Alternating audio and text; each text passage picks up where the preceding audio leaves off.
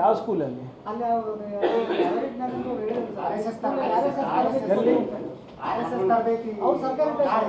ನೋಡಿ, ಯಾವುದೇ ಖಾಸಗಿ ಶಾಲೆಯಲ್ಲಿ ಅವರು ಮಾಡಿದರೆ ನಮ್ಮ ನಿಯಂತ್ರಣ ಇಲ್ಲ ಅದಕ್ಕೆ.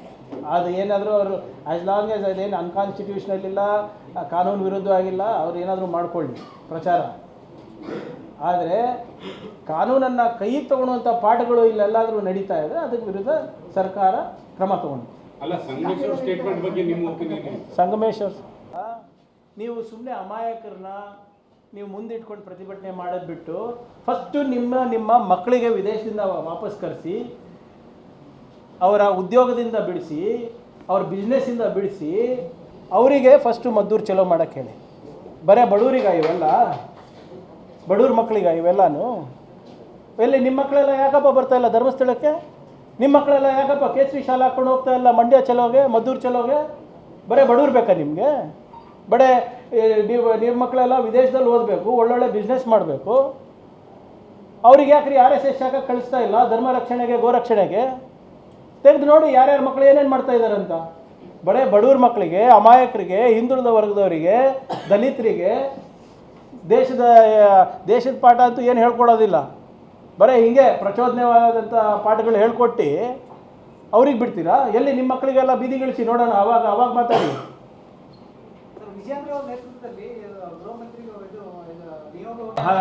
18 ಇಲಾಖೆ ಪೈಕಿ ನಾವೇನು ನಮ್ಮ ಸಬ್ ಕಮಿಟಿ ಮುಖಾಂತರ ನಾವು ವಿವರಣೆ ಕೇಳಿದ್ದೀವಿ. 12 ಬಂದಿದೆ. ಬಹುಶಃ ಸೆಪ್ಟೆಂಬರ್ ಕೊನೆ ವಾರದಲ್ಲಿ ಆ ಎಲ್ಲ 18 ಇಲಾಖೆಗಳಿಗೆ ಕರೆಸಿ ನಾವು ಸಬ್ ಕಮಿಟಿ ಮೀಟಿಂಗ್ ನಾವು ಮಾಡ್ತಾ ಇದ್ದೀವಿ. ಏನೇನು ವೇಕೆನ್ಸಿಗಳಿದೆ, ಎಷ್ಟು ಮಾಡಿದ್ದೀರಾ, ಏನಿಲ್ಲ ಅಂತ. ಮತ್ತು ನಮ್ಗೆ ಗೊತ್ತಿರೋ ಹಾಗೆ ಇದು ಒಳ ಮೀಸಲಾತಿ ಬಂದಿರೋದ್ರಿಂದ ಸ್ವಲ್ಪ ಸ್ಟಾಪ್ ಆಗಿತ್ತು. ಇವಾಗ ಅದು ಕ್ಲಾರಿಟಿ ನೀಡಿರೋದ್ರಿಂದ ಕ್ಯಾಬಿನೆಟ್ ಸಬ್ ಕಮಿಟಿನಲ್ಲಿ ಅದನ್ನು ಚರ್ಚೆ ಮಾಡಿ ತಮಗೆ ವರದಿ ಸಲ್ಲಿಸ್ತೀವಿ.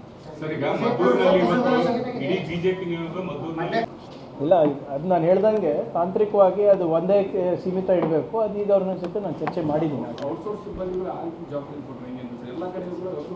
ಬೇಸ್ಡ್ ಆನ್ ಡೆಸಿಗ್ನೇಷನ್ ಇರ್ತದೆ, ಅದನ್ನು ಕೂಡ ಪರಿಷ್ಕರಣೆ ಮಾಡ್ಬೋದು. I will check on that. ಅದ್ರ ಜೊತೆ ಒಂದು ಮೀಟಿಂಗ್ ಮಾಡಬೇಕಿದೆ ಪೌರ ಕಾರ್ಮಿಕರದು. ನಾನು ಹೇಳ್ತೀನಿ, ನಿಮ್ಮ ಬರಲ್ಲ ಅದು. ಇಲ್ಲ, ಈಗ ನೋಡಿ, ಲಾಗಿನ್ನು ನನ್ನ ಕೈಲಿರುತ್ತೆ, ಹೌದಾ? ನಾನು ಲಾಗಿನ್ನನ್ನು ರೆಪ್ಲಿಕೇಟ್ ಮಾಡಿಬಿಟ್ಟು ನಾವು ಕೊಟ್ಬಿಟ್ರೆ ಅದು ಯಾರ ಗಮನಕ್ಕೂ ಬರೋದಿಲ್ಲ. ನೀವು ಹೇಳ್ದಂಗೆ ಒಂದೇ ನಂಬರಿಗೆ ಎಲ್ಲನೂ ಮಾಡ್ಕೊಂಡು ಮಾಡ್ತಿದ್ವಿ. ಹಿಂದೆನೂ ಆದಾಗ ನಾವು ಕಾನೂನಾತ್ಮಕ ಕ್ರಮ ತೊಗೊಂಡಿದ್ವಿ. ಬಟ್ ಇದನ್ನು ಈ ಗವರ್ನೆನ್ಸ್ ಗಮನಕ್ಕೆ ತೊಗೊಂಡು ಬಂದಿದ್ದೀವಿ. ಮೊನ್ನೆ ನಮ್ಮ ಈ ಸ್ವತ್ತು ರಿಫಾರ್ಮ್ಸ್ ಬಗ್ಗೆ ಮಾತನಾಡಬೇಕಾದ್ರೆ ಇದನ್ನು ಪ್ರಸ್ತಾಪ ಮಾಡಿದ್ದೀನಿ. ಈ ಗವರ್ನೆನ್ಸಿಗೆ ಹಿಂಗೆ ಆಗ್ತಾ ಇರೋದು.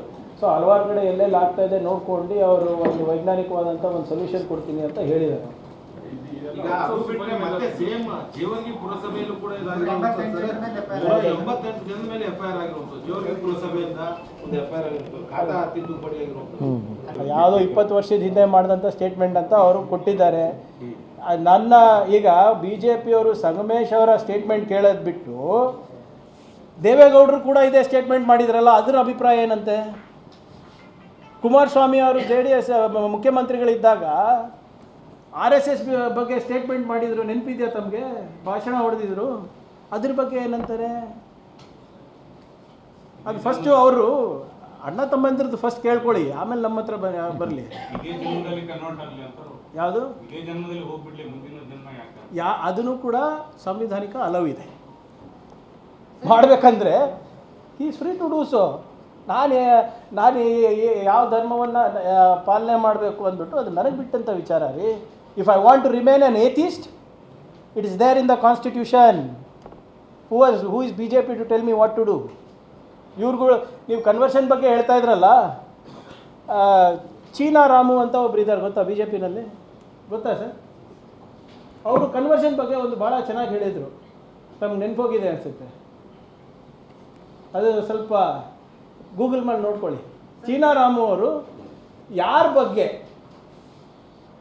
ಇವರು ದಲಿತ ಮುಖಂಡರಾಗಕ್ಕೆ ಯೋಗ್ಯರಲ್ಲ, ಇವರು ಕನ್ವರ್ಟ್ ಆಗಿದ್ದಾರೆ ಅಂತ ಹೇಳಿದ್ದನ್ನು ತಾವು ನೋಡ್ಬಿಟ್ಟು ಆಮೇಲೆ ಡಿಸ್ಕಸ್ ಮಾಡೋಣ ಪಾರ್ಟ್ 2.